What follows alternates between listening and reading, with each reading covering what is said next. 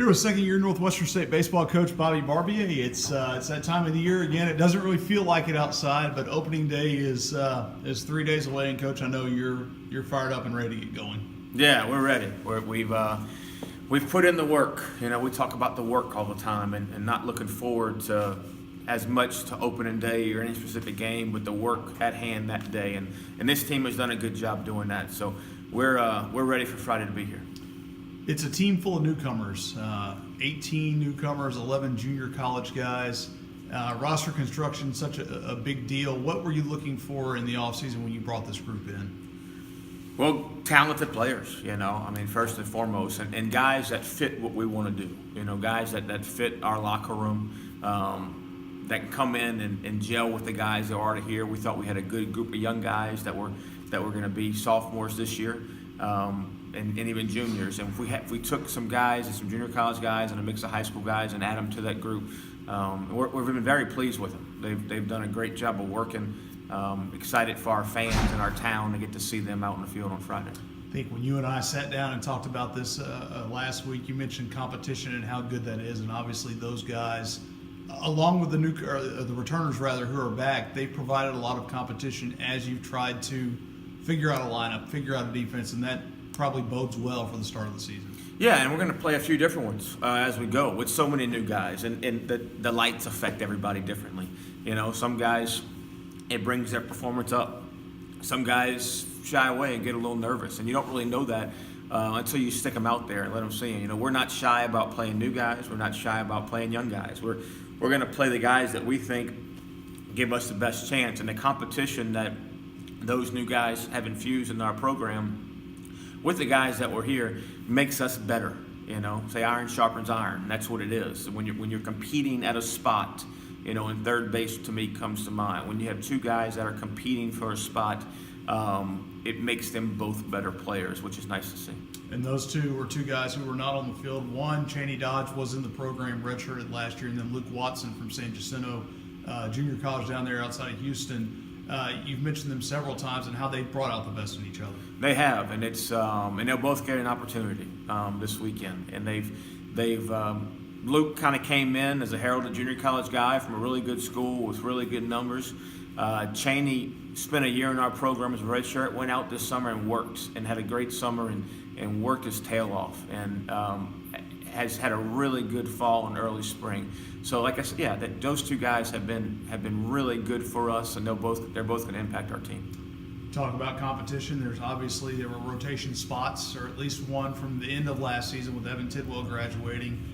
You'll have Nate Jones again on the weekend, and you have a comfort factor with him, but also some new guys battling, and some other returners battling for those other two spots. Yeah, we're going to go. We told our guys yesterday we're going to go with Nathan on Friday. Rich Heisler from Eunice, transfer from Eunice, going to throw on Saturday. And then Robert Burke, going to throw a freshman on Sunday from Zachary. And then our midweek starter for the first week is going to be Jerry Maddox, another junior college transfer. So 3 out of the 4 guys that are going to run out there first week of the season are new faces. So I'm excited for those guys. I'm excited to watch how they compete. You know, I'm excited to watch how when things aren't always going great, how they respond, and when things are going well throughout the game, how do they respond? So it's going to be fun to watch those guys. And obviously, starters, it's an important thing to be a rotation guy for a lot of guys. But certainly, this early season where you're on a pitch count, it is literally all hands on deck, pretty much from game one till you feel everyone's stretched out. Yeah, and we do a good job protecting our arms, you know, especially early in the year and colder temperatures.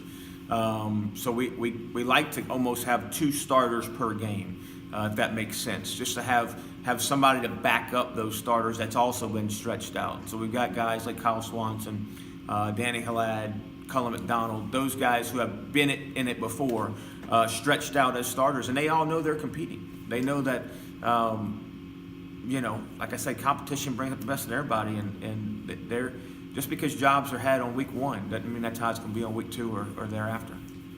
We've talked about 5 minutes now, and somehow we haven't mentioned David Fry, which may be the first time this year that's happened in an interview with you. But that guy coming back for his 4th year, he started basically virtually since he walked on campus, but a self-made player and a guy who's gotten a lot of accolades here before the season. I know it's a good feeling for you to have him back in the middle of that lineup. Yeah, I remember when I first interviewed with Coach Burrows here for the pitching coach job way back when.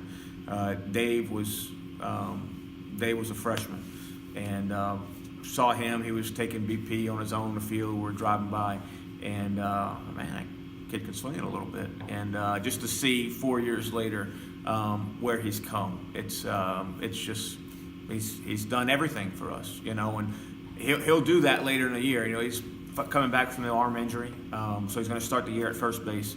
But he's got back into the swing of things, swinging the bat. He couldn't swing all fall, so he'll need some at bats to get going. But he's swinging the bat great right now. So we're excited about Dave, the leadership he brings. He's been on some of those teams that have fought for championships, and he brings a good presence to our dugout in our locker room. Not just him. It's a small senior class, but it's one that's got a lot of experience. With Kelsey Richard, who's been here 5 years. Quan Adkins been here 4 years, also played football. That can affect a locker room in a positive way. And then you mentioned Danny Halad coming back for his senior year. So those 4 guys I know are going to be your core of leaders, and they all bring something different to the table. Yeah, and those guys have a lot of innings under their belt, which is nice, which is for these new guys. And I talked to one the other day about it's your job. I can only speak so much to those guys of how it's going to be and how do you need to respond when this happens. But the guys that have been in the fire, they listen to those guys, and those guys need to step up and carry those guys along the way, especially early in the season when we're going to play 4 to 5 guys in a lineup that never played Division I baseball. So it's neat to see guys that you saw as really young guys in your program grow up to be seniors.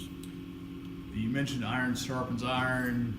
Exposing flaws by playing good teams is something you talk about, and I think when a lot of people look and say, oh, you're going to open with Binghamton, I think the natural thought is it's a northern team. They're probably not going to be very good. That couldn't be a more inaccurate statement against the team you'll open with this weekend. No, they're a tremendous team. I think they were 30-13 last year. Won their league, returned the pitcher of the year from their league. Got the entire weekend back. I think they might have lost 1, maybe 2 everyday starters, so 1 guy that was drafted last year. So it's going to be a great challenge for our team. If that's the perception out there, then that's definitely the wrong perception. It's good for us to bring down some teams from the north so they can get outside. I mean, obviously we haven't had great conditions to practice either here lately, but it's nice to bring some of those teams here, get to see Natchitoches for the first time, get to compete against somebody that's out of your comfort zone. We play enough conference teams, and LSUs and A&Ms and teams from around here. It's nice to play somebody at home from out of your comfort zone a little bit. So we're really looking forward to playing those guys, but more importantly, looking forward to our team to play. I really want to see how guys react and respond in a few different situations. I want to see the passion in their eyes, when it's time to play. I want to see them attack the game fearlessly. That's we talk about that a bunch. Just attacking the game fearlessly, and wherever the chips fall for that play or that pitch or that at bat, let them fall and let's stack them up again for the next one. I'm excited because I think this group's going to do that. You hit on comfort zone your second year. Are you in more of a comfort zone as the head coach this year than you were a year ago? Yeah, I guess it's a completely different group, which I'm sure I'll learn, in years to come. Each one's different. You coach them a little bit differently. You play their strengths and weaknesses a little bit differently. So I guess there is more of a comfort zone knowing what to expect. Lost the lineup card the first day, so I make sure I got that one. But I think those things are just with the experience, just like those guys got experience, and being able to do it over and over again consistently and showing those guys that consistency that we want out of them. All right. Thanks, Coach. Thank you.